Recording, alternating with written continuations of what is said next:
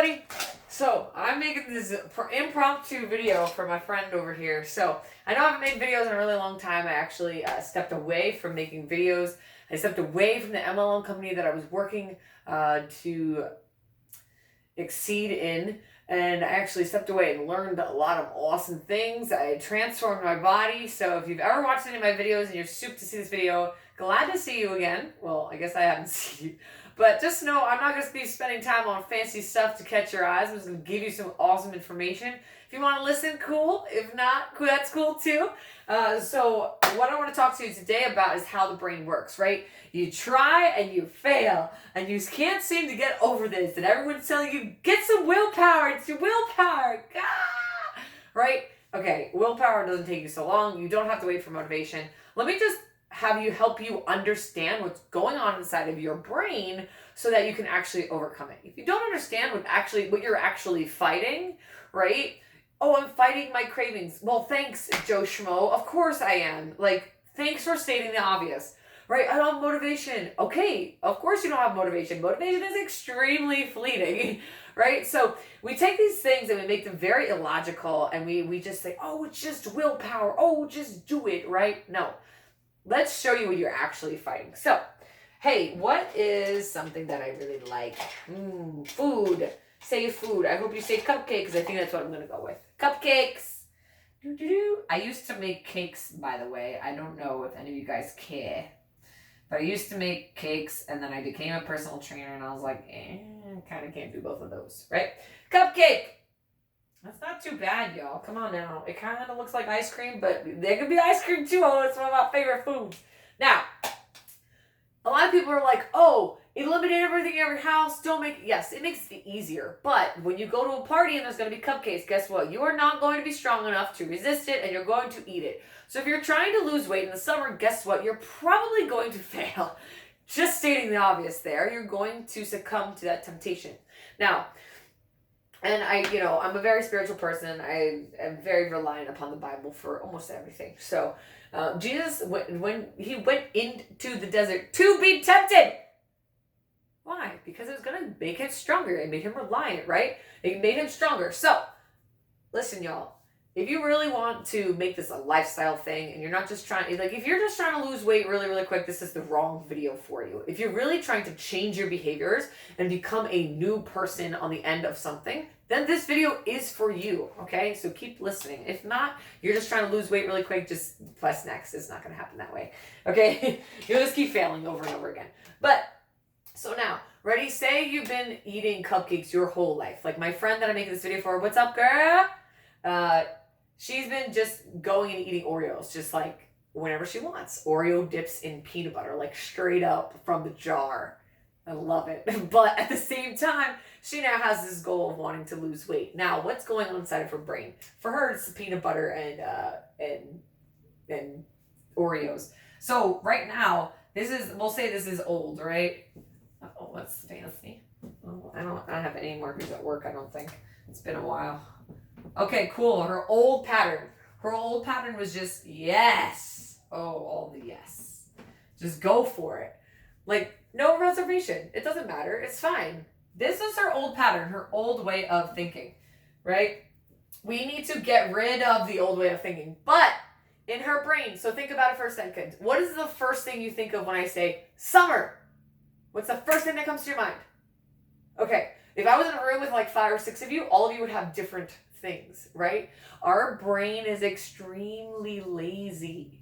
That's why, like, when you go to walk now, you don't think about, okay, place my one foot in front of the next one. Okay, I have to lift my foot off. No, you don't have to go through that process anymore. When you were a baby, your brain had to do that. Your brain likes to go onto autopilot, right? When we use terms that make sense, right? Your brain likes to go into autopilot. Now, when you used to see a cupcake, in your old way of thinking, in your old style of being, ready? You just autopiloted that. So you saw a cupcake, you autopiloted a behavior. Okay? So just like, hey, if you hear a sound, you're going to react in such a way. You've autopiloted a response. That's why when you go to, our state troopers, and thank you for your service, they get trained and they have to go through stuff so that they can change their responses and reactions to things so that when they happen in real life, they actually have the proper response. They have to be trained. So you must train your brain. You must train your thoughts and your thinking. You must. It's not just going to magically happen. And if you just force actions, that's not going to work either. If you go in there and the people think this is how it works. People think there's a stimulus and it produces an action. No! Very incorrect. This is not right. That's not how things work. There's a stimulus. You have a belief about the stimulus.